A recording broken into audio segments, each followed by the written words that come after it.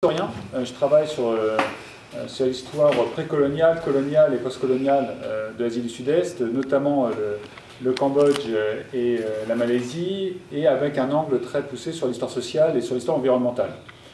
Mais par ailleurs, j'ai travaillé à plusieurs reprises comme attaché de coopération pour le ministère des Affaires étrangères. C'est-à-dire que j'ai été en lien sur les projets de développement avec des ONG. Et aujourd'hui, en fait, dans mon expérience, tout ça se croise, puisque à la fois ma recherche en histoire environnementale et les questions de développement se rencontrent de manière très forte, notamment dans les zones dont je vais vous parler là. Alors ce que j'essaie de voir avec vous aujourd'hui, c'est comment les politiques de développement que vous allez peut-être être amenés à mettre en œuvre peuvent avoir un impact sur l'environnement naturel et sur les sociétés qui sont liées à cet environnement naturel. Puisque, en gros, toutes les sociétés humaines se développent dans un environnement particulier qui, en partie au moins, les façonne. Et donc, quand on agit sur l'environnement, on agit aussi sur la société. Et ce qu'on va essayer de voir. Sachant que depuis une dizaine d'années, il y a un échelon supplémentaire qui s'est rajouté, qui est le changement climatique, qu'on est amené à prendre en compte de plus en plus, à la fois dans les projets de développement et dans les projets économiques, parce que l'impact est absolument considérable. Voilà. Alors, la région dont je vais vous parler, c'est l'Asie du Sud-Est. C'est une zone qui est le carrefour entre la Chine, l'Inde, le Moyen-Orient et l'Europe. C'est pas du tout. Alors, c'est une zone dont on ne parle pas beaucoup, mais c'est pas une région qui est à l'écart du monde. Au contraire, c'est plutôt une région qui, au moins depuis, là c'est l'historien qui parle, depuis le néolithique, est sur des grandes routes commerciales entre l'Extrême-Orient et nous. Alors, c'est dans le domaine de l'aide humanitaire et du développement, c'est une zone qui est connue notamment en raison des conflits qui ont eu lieu avec la décolonisation et au moment de la guerre froide. C'est-à-dire qu'entre 1945 et même les années 90, à la chute du mur de Berlin, l'effondrement du bloc de l'Est, l'Asie du Sud-Est a été une zone qui a connu très nombreux conflits. Alors ça s'explique par le fait que la décolonisation a eu lieu dans un contexte de guerre froide, et que donc les pays qui ont accédé à l'indépendance à ce moment-là ont eu à choisir entre soit s'aligner avec les États-Unis, soit s'aligner avec l'URSS, et que ça a pu entraîner donc des conflits extrêmement violents. Le plus connu, c'est évidemment la guerre du Vietnam. Mais je pourrais aussi parler du Cambodge avec le mouvement des Khmers rouges. Ces conflits ont entraîné des crises humanitaires qui ont fait partie des grandes crises humanitaires du XXe siècle, crises humanitaires sur lesquelles s'est construite l'action humanitaire que vous apprenez ici. Les grands exemples, vous avez le cas des boat people vietnamiens, donc ces Vietnamiens pour beaucoup d'origine chinoise qui fuyaient le Vietnam entre 1976 et 1989, souvent sur des embarcations de fortune. C'est notamment dans le cadre de cette crise des boat people vietnamiens que Médecins du Monde, par exemple, a connu son heure de gloire avec Île de Lumière, qui était un bateau qui allait chercher les réfugiés en mer de Chine méridionale. C'est avec Bernard Kouchner qui était à la tête de l'organisation et qui a rendu public ce drame humanitaire. Alors, je vous parlais des Khmers rouges, il y a une autre situation génocidaire qui a eu lieu en Asie du Sud-Est, c'est celle de Timor oriental. Donc on a une petite région du monde où, en gros, dans les 25 dernières années du XXe siècle, on a quand même eu 2 génocides qui ont eu lieu. L'un au Cambodge, l'autre au Timor oriental. Donc une zone qui a servi à la fois de champ d'expérience de l'action humanitaire, mais aussi, dans les années qui ont suivi, pour les actions de développement. Alors, plus récemment, il y a encore eu des grosses opérations humanitaires en Asie du Sud-Est. Elles sont davantage liées à des catastrophes naturelles. Donc, la plus grosse, celle que vous avez là sur cette...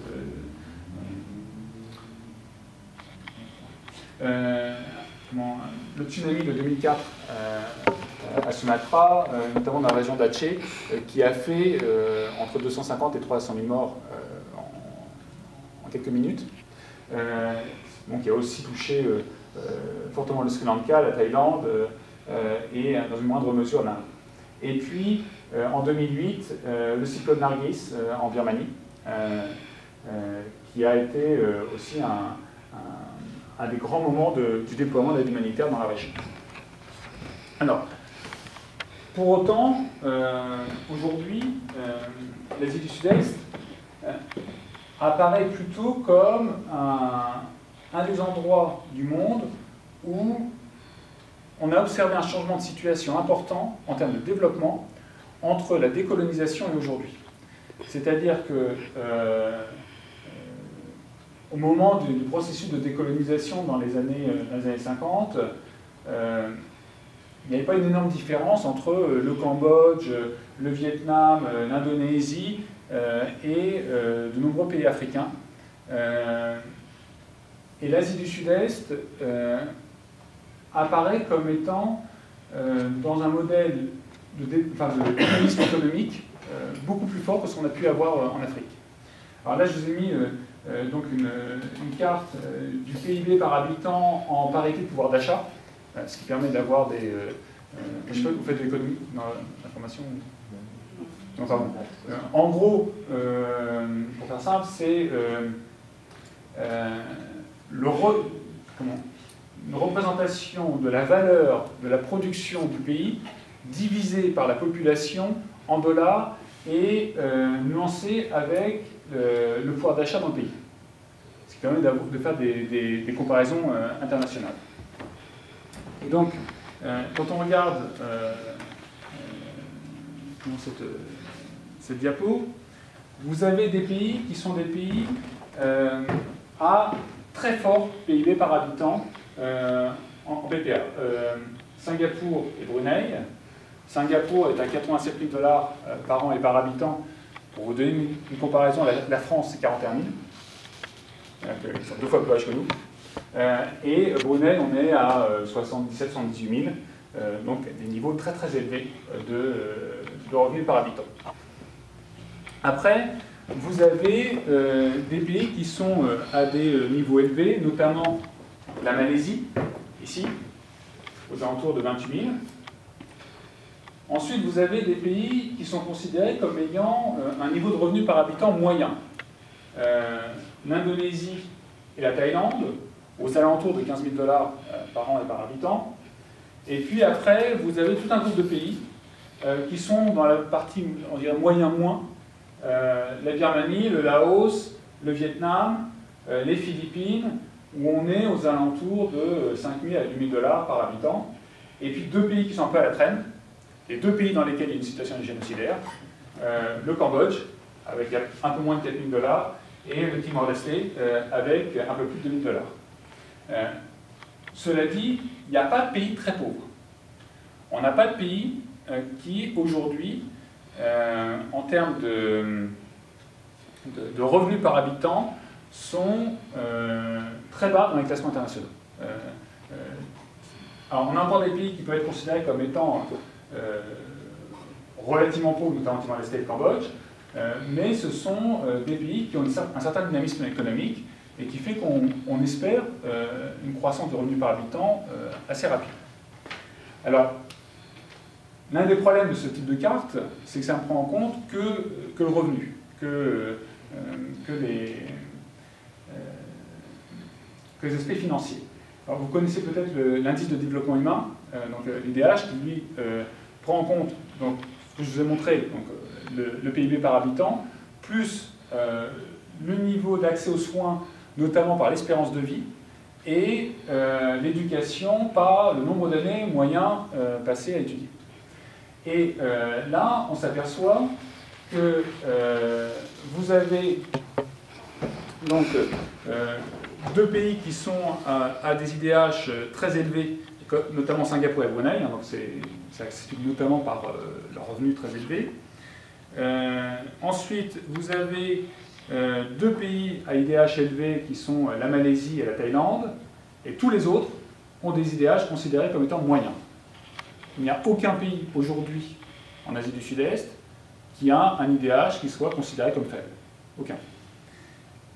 Et si je vous montre, voilà, comparaison avec une carte du monde des IDH, vous voyez que par rapport aux d'autres pays du Sud, notamment dans le continent africain, l'Asie du Sud-Est s'en sort plutôt bien. Tout cela s'explique par un exceptionnel dynamisme économique qui s'est traduit non seulement par un enrichissement, mais aussi par une réelle amélioration qualitative des conditions de vie, et qu'on mesure par l'IDH. Donc, tel que je vous présente la situation là en Asie du Sud-Est, on a quand même l'impression d'un modèle parfait en termes de politique de développement. Il y a une zone qui a connu des conflits majeurs au XXe siècle, une violence absolument considérable, et qui, depuis notamment la fin de la guerre froide, a su bénéficier d'un certain dynamisme économique, qui s'est traduit par une amélioration des conditions de vie, via notamment l'accès aux soins. Alors, moi qui travaille sur la zone, je veux dire qu'il y a quand même un écart entre cette image idyllique et puis ce qu'on observe sur le terrain. Alors, c'est pas du tout que ces chiffres sont faux. Ces chiffres, de fait, rendent compte d'une réelle amélioration au niveau macroéconomique des situations dans les différents pays. Mais lorsqu'on analyse les mécanismes de développement qui ont été mis en œuvre, on s'aperçoit qu'il y a quand même une partie de la population qui a été marginalisée. Et que du coup, ce n'est pas parce qu'on a une amélioration de l'IDH à un niveau national que pour autant la misère disparaît. On a toujours des gens qui ont été à l'écart du processus de développement et qui donc n'ont pas pu bénéficier des avancées dont la majorité de la population a bénéficié, et sont notamment touchés les gens pour qui le recours aux ressources naturelles était particulièrement important et qui ont été particulièrement frappés par la destruction des ressources naturelles qui a impliqué le développement. Alors, je vais prendre des exemples dans deux pays. Ah oui, je voulais vous montrer ça. Alors ça, c'est assez fonctionnel. Vous avez les IDH de tous les pays de l'Asie du Sud-Est. La ligne rouge que vous avez là, c'est un IDH à 0,550. 0,550, ça correspond à la limite entre les IDH faibles et les IDH moyens. Et on s'aperçoit qu'en 1990, vous aviez l'Indonésie, le Vietnam, le Laos, le Cambodge, la Birmanie et le Timor-Leste, qui a plus indépendance plus tard, qui sont très en deçà du niveau, donc qui étaient dans les IDH faibles. Aujourd'hui, ils sont tous passés au-dessus. Certains juste au-dessus, hein, la Birmanie et le Cambodge sont vraiment à la limite. Et il y a bien eu un dynamisme important. Donc les deux pays sur lesquels je j'ai basé mon exposé. Ce sont les deux pays que je connais mieux, puisque c'est ceux où j'ai travaillé. Le Cambodge, d'une part, donc, qui a l'un des IDH les plus faibles de l'Asie du Sud-Est, et la Malaisie, qui, à l'exception des micro-États que sont Singapour et Brunei, est le pays qui a, lui, l'IDH le plus élevé. Donc on va pouvoir voir comment les modèles de développement qui ont été mis en place dans ces deux pays ont pu affecter l'environnement, et en affectant l'environnement, affecter certaines parties de la société. Alors, le Cambodge, c'est le pays où moi j'ai fait ma thèse. Donc j'ai passé 4 ans, et ma thèse portait notamment sur l'intégration dans le territoire du Cambodge de peuples des Hautes-Terres qui avant étaient en dehors des États et qui ont été intégrés, je vous en parlais tout à l'heure.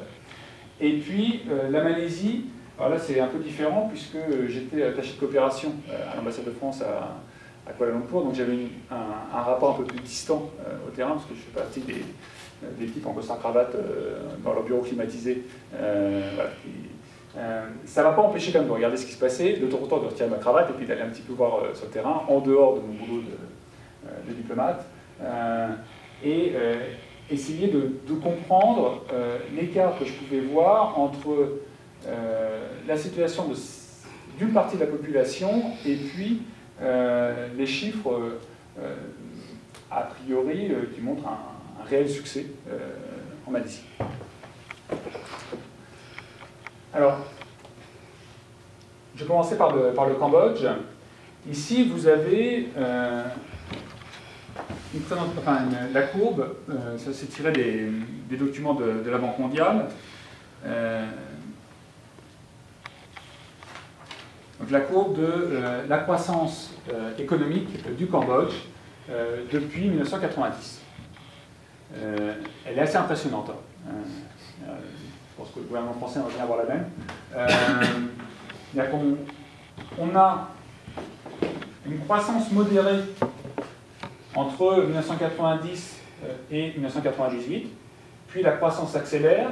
Alors, il y a un petit ralentissement au moment de la grande crise de 2008, et puis ça repart très vite après. C'est-à-dire que, en gros, ce que dit cette courbe, c'est que la richesse produite par le Cambodge n'a cessé d'augmenter, et que cette augmentation s'est accélérée au cours du temps. Alors,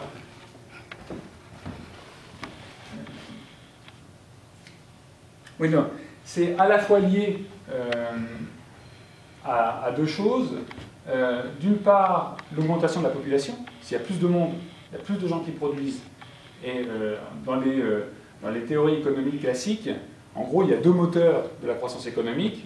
C'est le facteur humain et le facteur capital.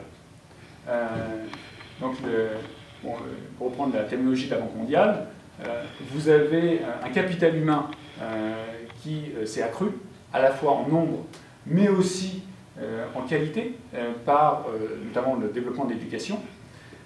Et puis, pour le Cambodge, des apports massifs de capitaux. Alors, ces apports de capitaux, sur cette période-là, ils sont fortement liés à l'aide internationale. C'est-à-dire que le Cambodge est un pays qui a été en guerre, notamment avec les Khmers rouges, jusqu'en 1998. Il y a quand même un accord de paix qui a été signé en 1991, une opération des Nations Unies entre 1993 et 1994. Et cette opération des Nations Unies s'est accompagnée de programmes de soutien à la reconstruction du pays, au développement du pays, tout à fait considérable. Et c'est en grande partie ce qui permet d'expliquer la croissance entre 1993 et 1998. Sachant quand même qu'en 1997, il y a eu un coup d'État au Cambodge, et que ce coup d'État a entraîné des sanctions des pays occidentaux, et donc une partie, pas tout, mais une partie des programmes d'aide bilatérale ont été arrêtés.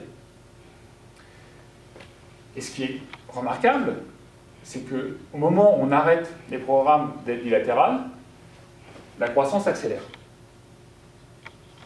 C'est-à-dire qu'on a un phénomène inverse à ce qui était attendu. Alors, quand on s'occupe de développement, évidemment, ça interroge.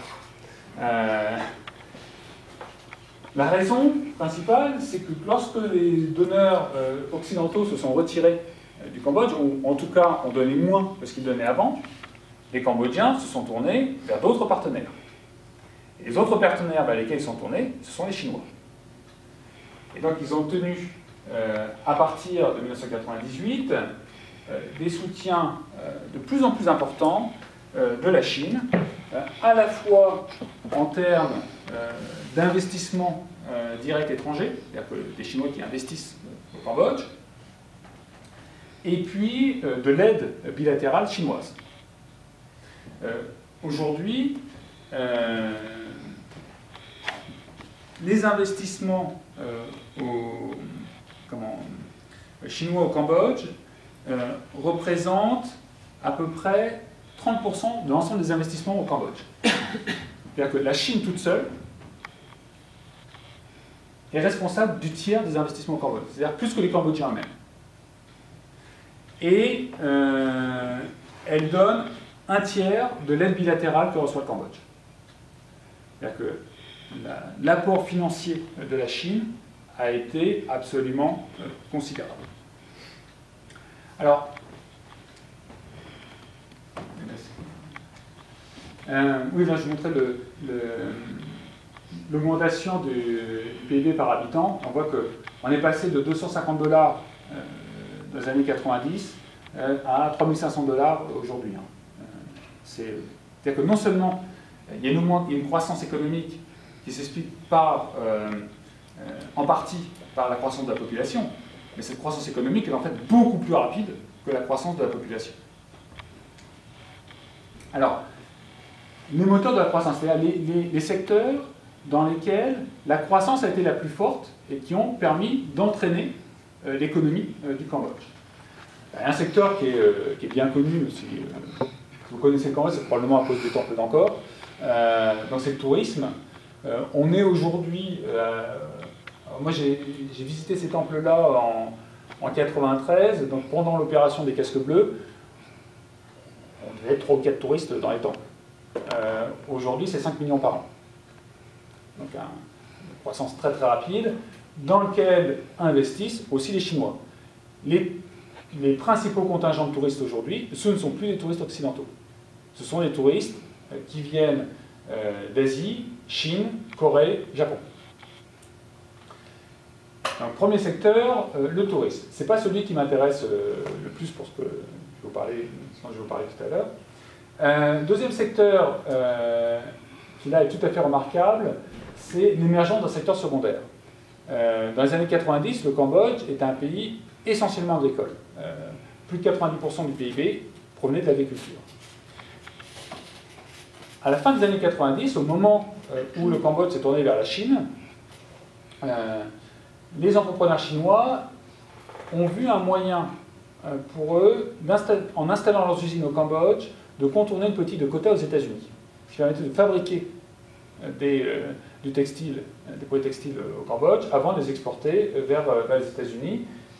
Et ça a bien marché, puisque cette industrie textile qui n'existait pas, qui était inexistante au début des années 90, aujourd'hui, elle emploie entre 700 000 et 1 million d'ouvriers. Quelque chose de tout à fait considérable, où là, l'investissement chinois est considérable. S'est développé notamment le secteur de la construction, avec le développement de la ville de Phnom Penh. Ça, c'est assez classique dans les pays en voie de développement. Alors, ce qui m'intéresse beaucoup plus, moi, c'est le dernier secteur, le secteur primaire. Dans l'agriculture, qui représente encore aujourd'hui à peu près un tiers du PIB, donc, il y a un fort recul. Il y a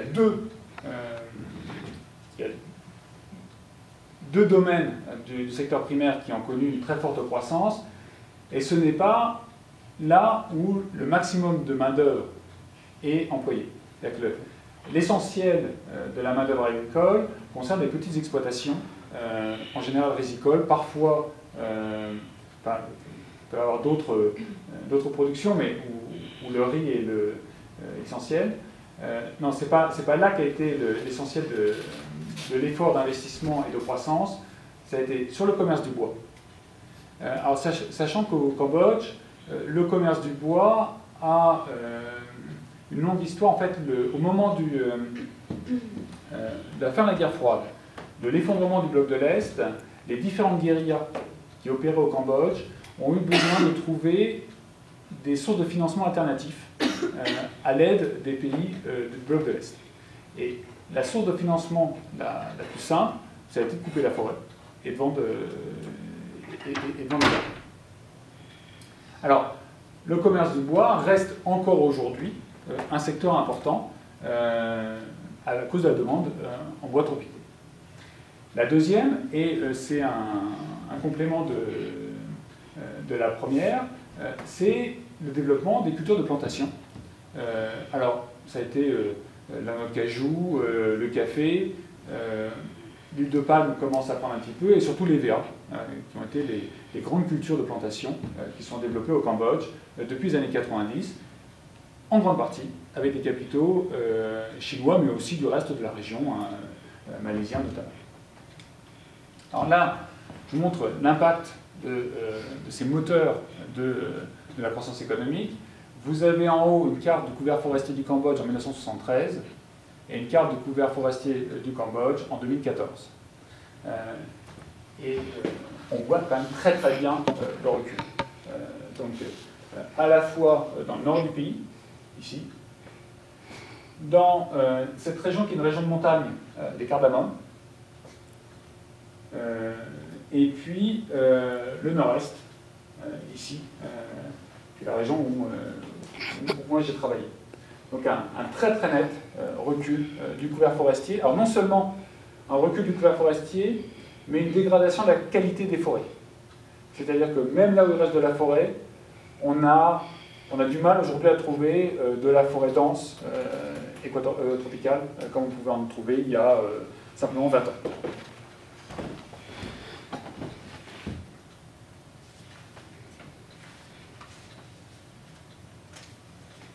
Ici, vous avez une carte des Economic Land Concessions, donc les concessions foncières destinées aux plantations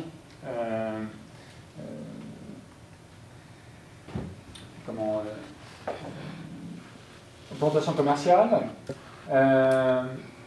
Donc tous ces petits carrés-là, ce sont des terres qui ont été concédées à des entreprises soit cambodgiennes et plus souvent étrangères, ou à des joint ventures entre des entreprises étrangères et des entreprises cambodgiennes. Alors, certaines, là c'est une carte qui a été réactualisée récemment, donc certaines ont été réduites en taille, notamment, vous voyez, la taille de cette concession forestière, foncière pour le développement des... Et donc beaucoup ont été réduites parce que il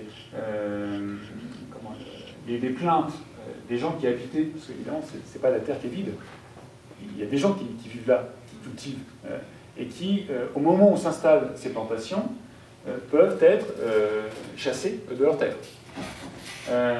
Et certaines ont été même annulées, celles qui sont en noir. Alors, on était au max en 2010, on était à peu près à 2,5 millions d'hectares de terres concédées. Aujourd'hui, d'après les chiffres gouvernementaux, on sera descendu aux alentours de 1 million, puisqu'un certain nombre de concessions ont été réduites ou annulées. Même si il y a un côté très opaque dans la gestion de ces concessions.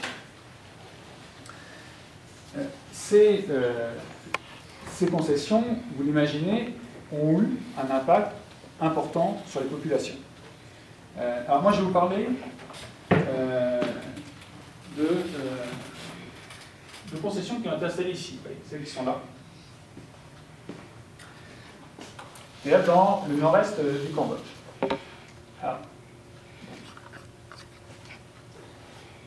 au nord-est du Cambodge, vous avez des populations qui ne sont pas khmères, qui ne sont pas de la même langue, de la même culture, de la même identité ethnique que la majorité des Cambodgiens, que l'écrasante majorité des Cambodgiens, qui sont en même temps ce qu'on appellerait aujourd'hui sont les États des Nations Unies des peuples indigènes, qui sont créés qu'au moment de la colonisation française.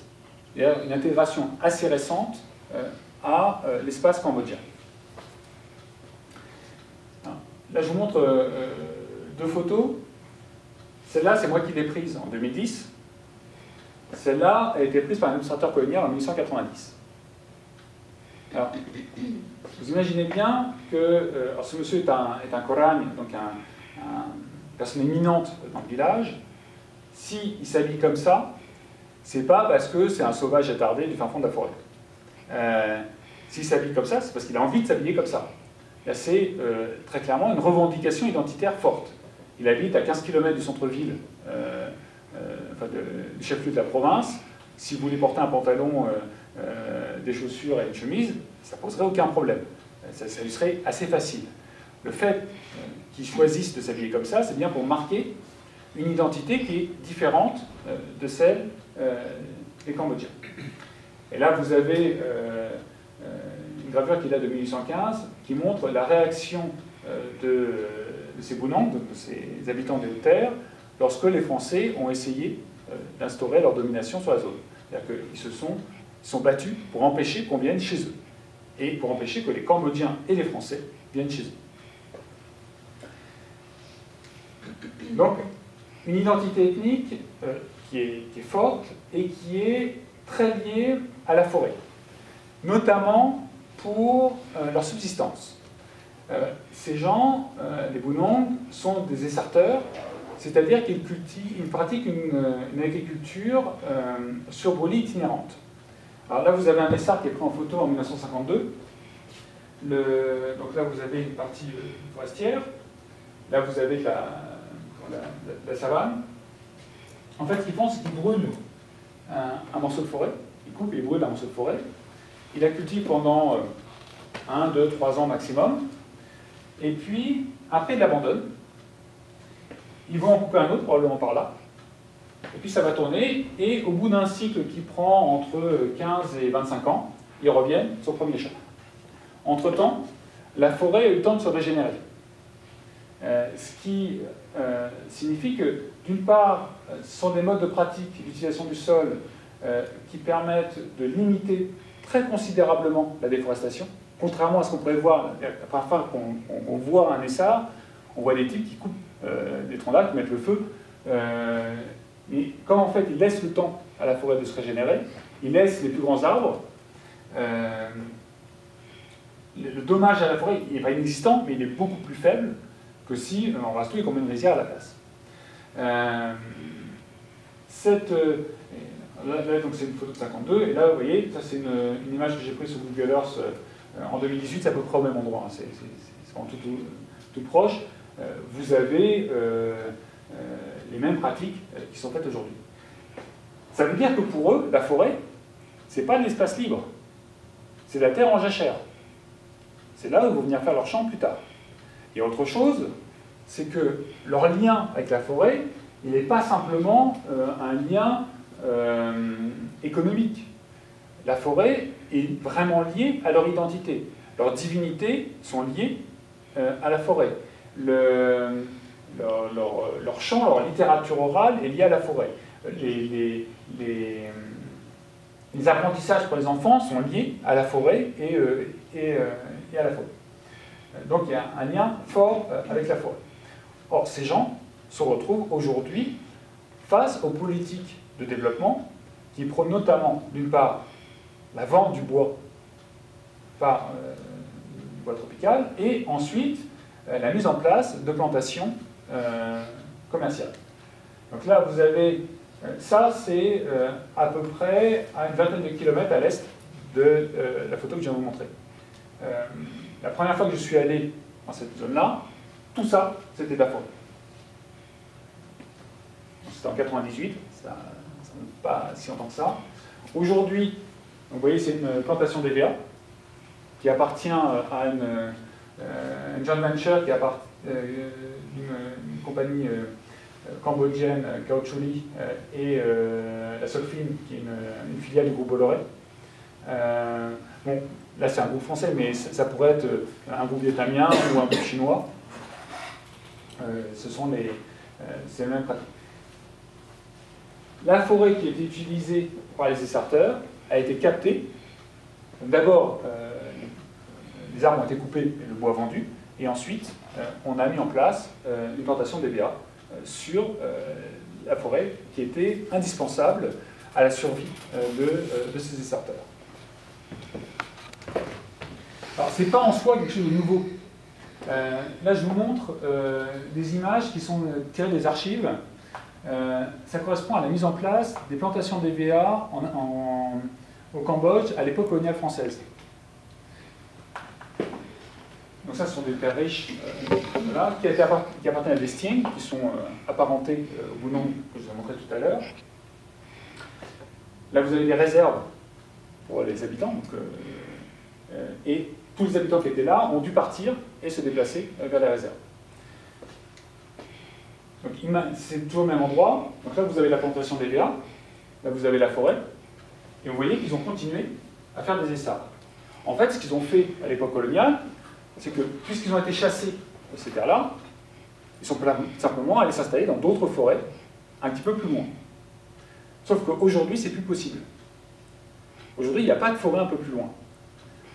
Là, vous avez la frontière vietnamienne, ils ne peuvent pas passer. Et le niveau de déforestation est tel qu'il n'y a plus de couvert forestier suffisamment important pour pouvoir accueillir leurs essarts. Et on se retrouve avec donc, une privatisation du sol, ce qui pour eux est complètement aberrant, et auquel eux n'ont plus qu'accès marginalement. Donc là, vous voyez, par exemple, vous avez des cultures de noix de cajou. Et puis la mise en place de délimitation du sol, sachant que, évidemment, les premiers qui ont eu les codes de cette délimitation du sol, c'est pas eux. L'enregistrement au cadastre, tout ça, ça a été les grandes compagnies. Et ensuite des migrants venus des plaines, et du coup, eux ont vu leurs conditions de vie se détériorer au fur et à mesure que le développement du Cambodge avait lieu. C'est-à-dire que alors qu'ils avaient les moyens de subvenir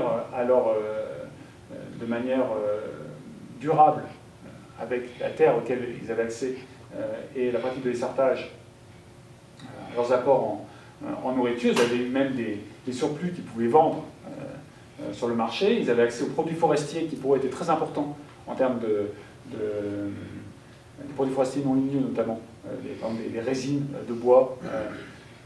On utilise beaucoup là en ce moment dans la construction bio pour étanchéifier les toits ou autres.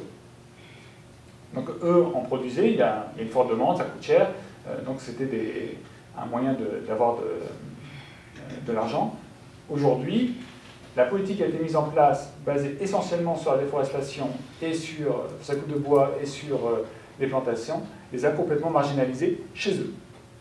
C'est-à-dire que chez eux, ils n'ont plus d'autres solutions.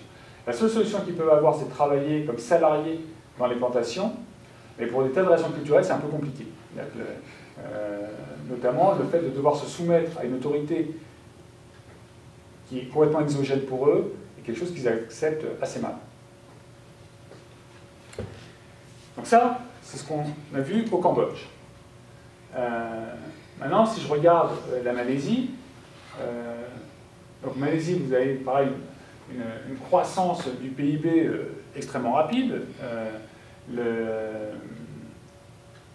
qui en fait commence bien avant le décollage économique de la Malaisie en date des années 70-80, avec en gros les mêmes éléments macroéconomiques, à savoir l'augmentation de la population et du capital investi important, et qui là, cette fois, était du capital, non pas étranger, mais du capital capté par l'État et réinvesti. Et ça a fonctionné. Avec, toujours, dans le secteur primaire, le commerce du bois, les cultures de plantation et en plus les hydrocarbures, puisque la Malaisie a du gaz et du pétrole. Enfin, surtout du gaz. Bon, je vais en parler de ça. En Malaisie, comme au Cambodge, vous avez des gens qui sont vraiment des peuples de la forêt. des gens qui sont liés à la forêt, non seulement pour leur production, mais aussi dans tous les aspects culturels, civilisationnels, dans leur identité, ils sont liés à la forêt. Alors certains sont comme les Batek, les Batek ne sont pas cultivateurs, ils sont chasseurs-cueilleurs, et ils se déplacent en forêt, et puis ils vivent des plantes qu'ils peuvent ramasser et des animaux qu'ils peuvent tuer en forêt. D'autres, comme les Chewang, sont eux des essarteurs, même modèle que ce que je vous ai montré pour le Cambodge. Au fur et à mesure que la déforestation a eu lieu en Malaisie, ont été mis en place des politiques de protection de l'environnement, et notamment la mise en place de réserves. Et ça commence dès la période coloniale. Ce qui a posé un problème d'accès de ces populations aux ressources forestières, qui pour eux sont absolument vitales. Alors, au moment de la colonisation britannique, ils ont en gros négocié le droit d'avoir accès aux ressources dans les parcs nationaux, enfin dans le parc national et dans les réserves. Alors, ça a été assez facilement accepté par les Britanniques, puisque vous avez un administrateur britannique avec eux. Les Britanniques les considéraient comme des sauvages et donc proches de la faune qu'ils voulaient protéger. Aujourd'hui, c'est beaucoup plus compliqué, puisque aujourd'hui, la pression foncière est telle qu'en gros, les principaux massifs forestiers qui restent, ce sont les zones protégées. Et donc là, il y a des pressions beaucoup plus fortes qui sortent de ces zones protégées, puisque la pression humaine qu'eux-mêmes sur ces zones protégées apparaît comme étant difficilement supportable. Alors c'est moins le cas pour les Batek qui sont peu nombreux, mais pour les Chewang, par exemple, c'est un vrai problème pour accès à leurs champs. Là, vous avez, je montre bien la croissance de la pression. Ça, c'est le parc national. Ça, c'est juste de l'autre côté de la rivière. Vous avez la mise en place de plantations de palmiers à huile. Alors, Pulau Carré, voilà, c'est là. Ça, c'est le territoire des Mameri. Donc, ils sont un groupe austro-asiatique qui était des essarteurs. Et vous voyez, l'ensemble de leur territoire absolument tout a été transformé en plantation d'huile de paille. Alors que eux, moi j'ai rencontré un vieux monsieur qui a 90 ans, qui, à la fin de la Seconde Guerre mondiale, a appris à identifier les animaux avec eux, dans la forêt. Il y avait encore, au moment de la Seconde Guerre mondiale, des troupeaux d'éléphants sauvages ici. Tout ça a disparu. Surtout, pour eux, non seulement il y a un impact sur l'environnement naturel, mais les gens qui vivaient de cet environnement naturel ont été complètement marginalisés. Aujourd'hui, dans le meilleur des cas, ils travaillent comme salariés dans la plantation d'EVA pour cultiver de la terre qui avant était à eux. Et dans la plupart des cas, en fait, ils n'ont que des subsides de l'État, le RSA local, et une perte de sens de leur vie, qui est absolument flagrante. Alors, ce que je vais vous montrer là, donc vous voyez, le modèle de développement qui a été choisi en Malaisie et au Cambodge a eu des conséquences environnementales graves qui ont touché une partie de la population. Aujourd'hui, la question se pose de l'impact du changement climatique. Parce que quand on parle aujourd'hui de changements environnementaux, on ne peut pas le faire sans prendre en compte le réchauffement de la planète. Tous les gens qui travaillent dessus voient les informations collectées et c'est assez inquiétant. Aujourd'hui, le défi majeur en termes de changement environnemental, c'est lié au réchauffement climatique. Alors, il se trouve que l'Asie du Sud-Est, la zone dont je parle, est une des zones qui est relativement peu affectée par le réchauffement climatique. C'est-à-dire qu'en dehors de l'environnement marin, et là qui est affecté dans toute la planète, les environnements terrestres sont peu affectés. Il y aura quand même, alors la principale affectation qu'on pourrait noter, c'est lié à l'augmentation de la température des mers. Donc vous savez que la température des mers augmente, la salinité de l'eau augmente. Alors, l'une des conséquences pour l'Asie du Sud-Est, c'est une augmentation de la fréquence de ce qu'on appelle El Niño Southern Oscillation, donc le phénomène El Niño, je ne sais pas si vous connaissez. Donc en fait, c'est un phénomène d'augmentation des températures de l'eau qui a pour conséquence des cyclones et des tempêtes tropicales extrêmement violentes. El Niño, ce n'est pas nouveau. Ce n'est pas quelque chose qui apparaît avec le réchauffement climatique. Ça s'appelle comme ça parce que des marins espagnols ont été repérés aux Philippines au XVIe siècle. Donc voilà, c'est quelque chose qui est ancien. En revanche, ce que l'on voit, c'est une croissance de la fréquence d'El Niño. El Niño qui avait lieu entre 60 et 80 ans, aujourd'hui c'est tous les 5-6 ans. Avec donc une croissance des cyclones et des tempêtes tropicales. Ce qui peut avoir des conséquences, en tout cas nécessite de réfléchir aux conséquences que ça va pouvoir avoir sur les pays dont je vous ai parlé. Je vous ai dit donc par exemple sur le Cambodge, l'un des moteurs de la croissance économique, ça a été la vente de bois tropicaux. Ici, ce que vous avez, ce sont des images satellitaires de zones où des coupes de bois ont lieu. Et donc vous voyez que ces coupes de bois, elles sont massives. Ça a été pris ici. Alors, je ne sais pas si vous connaissez comment ça s'appelle le phénomène d'éponge des forêts tropicales. Elles ont une capacité à absorber des trop-pleins d'eau. Les forêts tropicales, par la structure de la forêt et par la structure des sols, permettent, lorsqu'il y a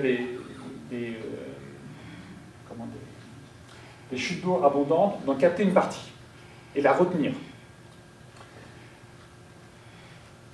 Évidemment, plus la déforestation a lieu, plus cette capacité de retenir l'eau diminue.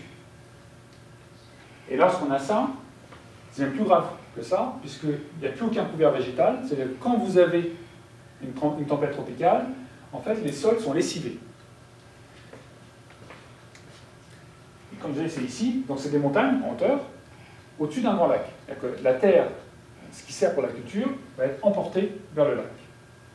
Surtout, la masse d'eau qui peut se déverser vers l'aval est beaucoup plus importante. Alors, tout ce que vous avez en orange là, ce sont les terres mises en culture ou habitées.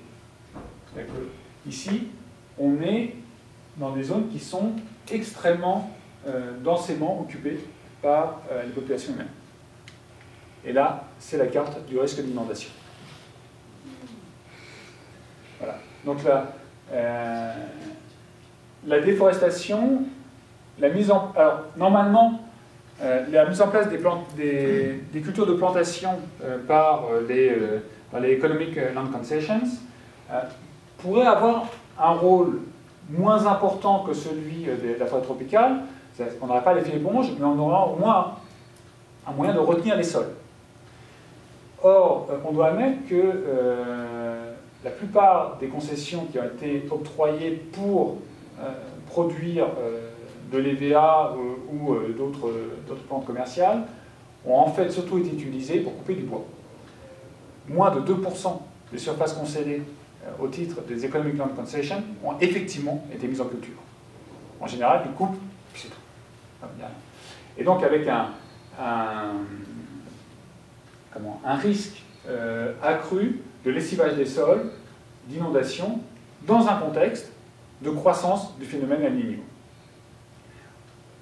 Ça, on l'a au Cambodge, on l'a aussi en Malaisie, sachant qu'en Malaisie, alors, déjà, bon, les plantations davantage sont mises en œuvre, ça réduit un petit peu l'impact, et puis surtout, les revenus des Malaisiens leur permet d'avoir une plus forte résilience face aux tempêtes tropicales ou aux inondations.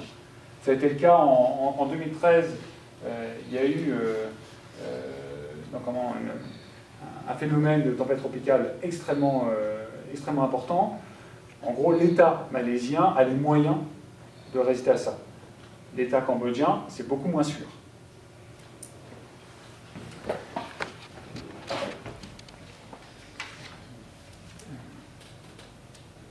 Alors, pour les Cambodgiens, le risque, il est considérable. On a un tiers du PIB qui provient de l'agriculture.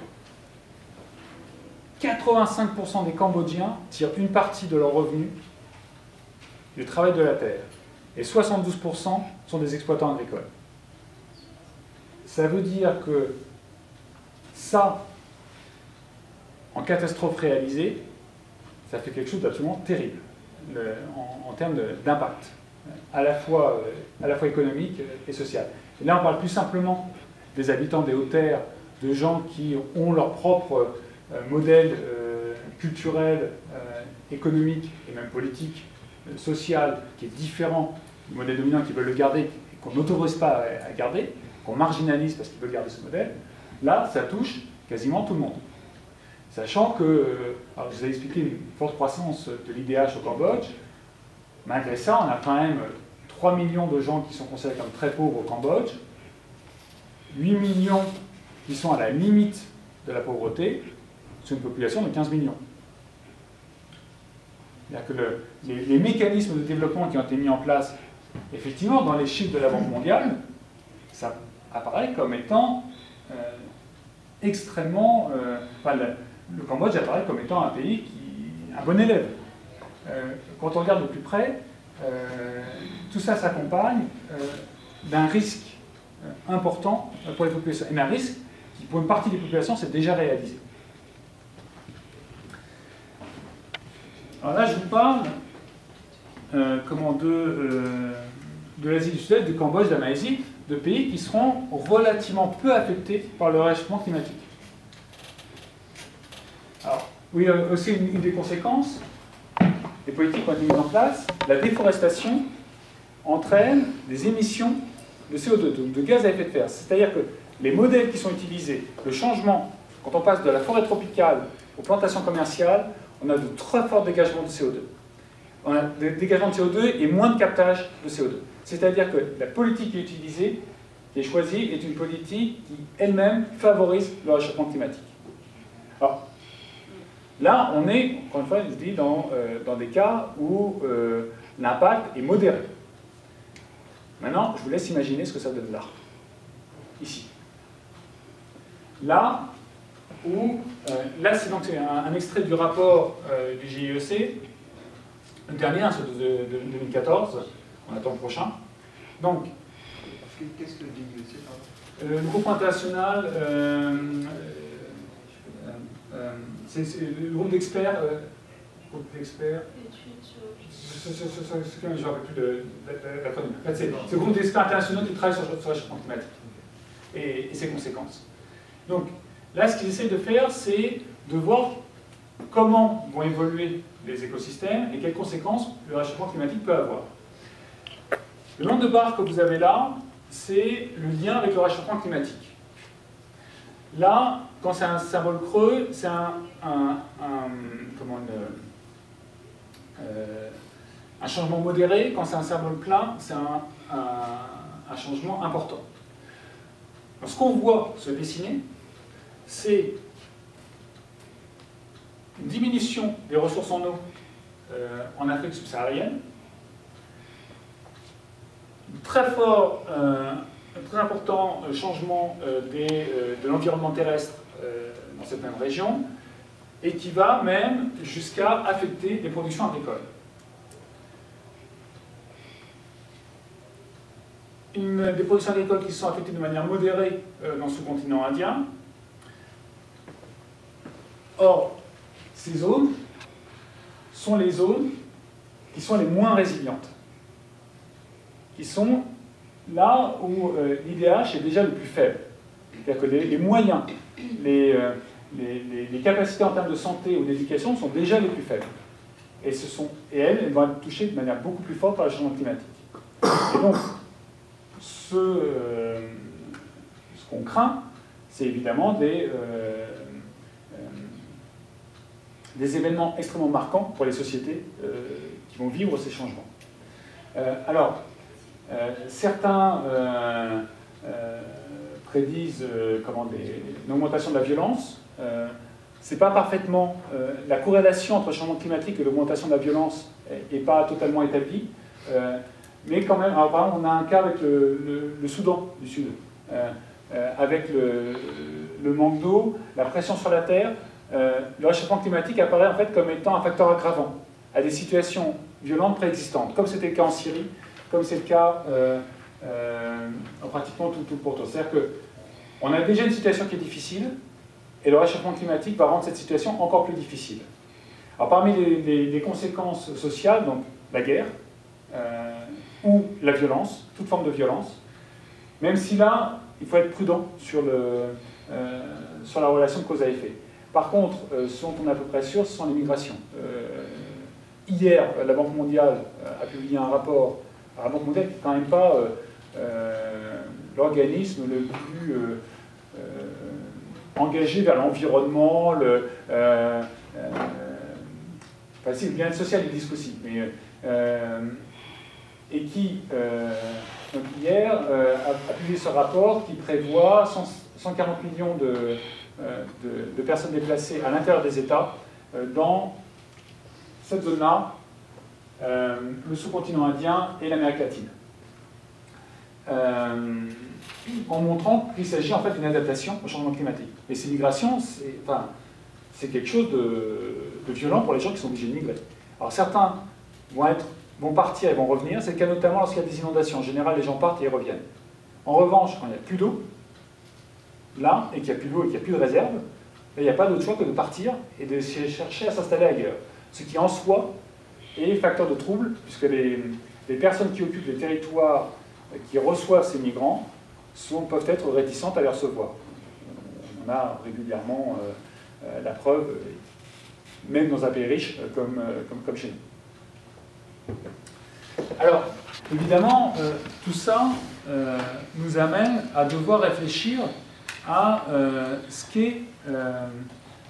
que doivent être les politiques de développement, ce que doit être l'action humanitaire, c'est-à-dire que, alors, si je fais la différence entre les deux, l'humanitaire c'est dans l'urgence, et puis l'action de développement c'est quelque chose qui est plus sur le long terme. Si on met en place des politiques de développement qui génèrent des crises humanitaires, a priori on est passé à côté du but recherché. À l'inverse, aujourd'hui, quand on réfléchit les crises humanitaires, en gros, on a tendance à réagir face à une situation de crise. Or, on a quand même un certain nombre d'éléments qui nous permettent d'imaginer ce que vont être les crises humanitaires à venir. On peut, alors pas les prévoir, on n'a pas de boule de cristal, mais il n'y a pas besoin d'être Madame Irma pour dire que là, il va y avoir un problème. Et un gros. Et on voit à peu près quels vont être les moteurs.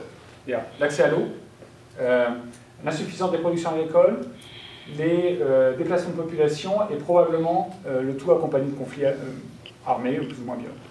C'est-à-dire qu'on sait que c'est en train de se mettre en place. Ça veut dire que lorsque nous, on réfléchit aux actions de développement et aux actions humanitaires, on doit prendre ça, à mon avis, on doit prendre ça en compte dans notre réflexion et dans la définition des projets que l'on met en œuvre. Voilà. Moi, la raison pour laquelle j'ai souhaité venir vous parler aujourd'hui, je suis très content que Bioforce m'ait donné la possibilité, c'est que vous êtes les humanitaires ou les développeurs de demain. Enfin, même de là, tout de suite. Et ça me semble important que vous ayez ça en tête. C'est-à-dire qu'on ne peut pas simplement penser les actions que l'on mène sur le résultat immédiat. on est obligé de penser aux conséquences de ces actions. Par exemple, les politiques de développement qui sont mises en place au Cambodge, le PNUD applaudit, hein, la FAO applaudit. C'est que on est quand même un certain nombre à se poser des questions sur la pertinence des modèles qui sont développés. Voilà. Je vous remercie et je suis évidemment à vous pour que nous puissions discuter. Merci.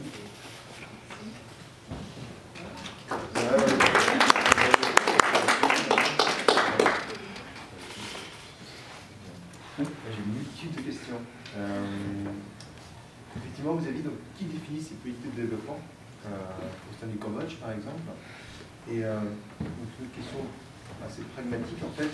Quelle marge de manœuvre pour un pays comme le Cambodge qui sortait en fait, d'une situation où toute la force productive était détruite et qui n'avait, en fait, de mon point de vue, que des ressources naturelles, comme le bois, avant, et du coup, en fait, il faut s'en sortir, que cette marge de manœuvre-là. Oui. On peut le voir dans d'autres pays qui avaient aussi toutes les ressources naturelles. Alors, je ne pense pas répondre à la première, même si la deuxième m'intéresse beaucoup plus, en fait. Donc, alors, qui définit les politiques de développement? Pendant longtemps, enfin, par la période de 1990-1998, ça a été beaucoup les experts internationaux, bilatéraux ou multilatéraux. Et comme vous avez pu le voir, en termes de réussite par rapport à des objectifs de croissance économique et de développement social, c'est pas ça qui a été le plus efficace. À la rigueur, les patrons chinois qui ont ouvert des usines textiles en surexploitant leurs ouvriers ont eu un impact économique et social positif plus important que des rapports, que des projets de la coopération, des projets de coopération multilatérale ou bilatérale. Alors aujourd'hui, le Cambodge, enfin aujourd'hui, ça fait une dizaine d'années, essaie de se libérer du carcan des experts internationaux, très clairement, et le gouvernement essaie de reprendre les choses en main. Le problème, c'est que le modèle qui est choisi est un modèle qui est extrêmement dommageable pour l'environnement, et donc à court terme, il y a un retour qui est évident, et on est aussi dans une... Enfin, il y a des élections au Cambodge, hein, donc qu'on puisse parler complètement de démocratie, puisque le pouvoir tient fortement la population en main, mais il y a quand même des élections, il y a quand même une sentence électorale. Et de fait, la situation s'est améliorée pour la majorité des gens. Après, les choix qui sont faits sont aussi faits parce qu'ils peuvent être extrêmement rémunérateurs pour une petite partie de l'appareil politique. Mais quand vous octroyez des concessions de plusieurs dizaines de milliers d'hectares, tout ça peut entraîner des échanges entre la personne qui concède et le concessionnaire, qui peut être très bénéfique à celui qui octroie la concession. Donc voilà. Et donc, l'un des problèmes que l'on a aujourd'hui, c'est que les experts internationaux qui souhaiteraient mettre en garde le Cambodge sur le modèle de développement qui est choisi ont perdu leur crédibilité. C'est-à-dire que le Cambodge, avec les Chinois, a mis en place un modèle de développement plus efficace que ce qui était proposé par les experts internationaux. Ensuite, les experts internationaux eux-mêmes ne sont pas d'accord entre eux. Les gens pour qui l'environnement n'est pas important, n'a même pas à rentrer en ligne de compte, d'autres pour lesquels c'est marginal, et puis ceux qui considèrent que le modèle qui est mis en place aujourd'hui est dangereux à moyen terme et peut-être même à court terme. Ensuite, vous me demandiez,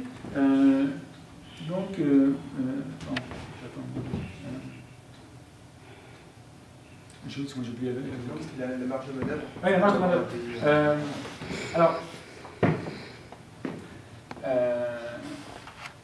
il y aura probablement eu moyen de négocier le bois des forêts. Alors, utiliser les ressources naturelles, dans un premier temps, il n'y avait pas d'autre solution, très clairement, à part de l'emprunt. Par contre, ça aurait pu mieux l'utiliser. C'est-à-dire que dans les années 90, Un tronc de bois dur de forêt tropicale, comme ça, se vendait 5 $. On parle d'arbres qui ont 200 ans. La valeur du tronc d'arbre est infiniment supérieure. Et donc le Cambodge a bradé sa forêt.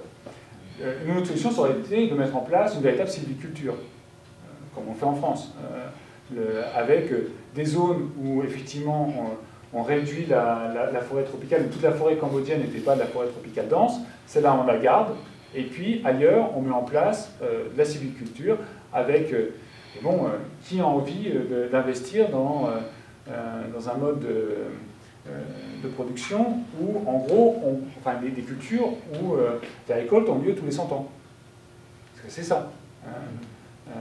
Alors, en Europe, on a ce qui marche le mieux, c'est quand même le pin, les résineux, où on coupe tous les 30-40 ans, ce qui est déjà important. Vous imaginez, il n'y a pas grand monde qui est prêt à faire de la culture sur 100 ans, à investir et à se dire que ce seront leurs enfants. Pendant 99 ans, on ne touche rien. Mais pendant 99 ans, on ne touche rien et on dépense. Ouais. Et avec un risque qui est élevé. Il y a un feu de forêt, on perd tout, il y a une contagion. Voilà, donc c'est. Après, il y a certains produits forestiers, par exemple, je vous ai parlé des résines, des huiles de diptérocarpacées, qui sont des produits que les Cambodgiens exploitent depuis très très longtemps. Les premières traces que l'on a de ça, c'est 16e, 17e siècle. Donc vous voyez, c'est des choses. Et c'était probablement déjà utilisé avant. Et qui sont des produits dont la valeur ne cesse d'augmenter. Que c'est des produits bio, respectables de l'environnement, et avec des capacités physiques qui est très proche de celles de produits plastiques. Le problème, c'est qu'on a coupé tous ces arbres. Les arbres qui produisaient ça, on les a coupés, alors qu'on peut les exploiter sans les tuer pendant plusieurs décennies. Donc voilà, il y a des choix qui auraient été... C'était pas possible de le faire sans dommage à l'environnement. On aurait pu limiter le dommage à l'environnement forestier. De toute façon, ça c'est global, hein. L'augmentation de la population humaine, même si on avait tous un mode de vie irréprochable, d'un point de vue écologique, fait que la Terre va avoir du mal à tous nous fournir ce dont on a besoin. Donc il y aura un dommage environnemental. Après, ce qu'on peut faire, c'est gagner du temps. Et gagner du temps, c'est important, parce que gagner du temps, c'est donner à des générations la possibilité d'avoir une vie meilleure. Reculer les échéances, d'abord c'est peut-être trouver d'autres solutions, et puis surtout c'est permettre à des gens, si les boulons dont je vous ai montré la photo avaient pu continuer à utiliser leur forêt et ça n'aurait pas gêné globalement la croissance économique du Cambodge, et ben, c'est des vies entières qui auraient été harmonieuses, en tout cas plus agréables que celles qu'ils ont aujourd'hui. Et en soi, c'est parfaitement justifiable.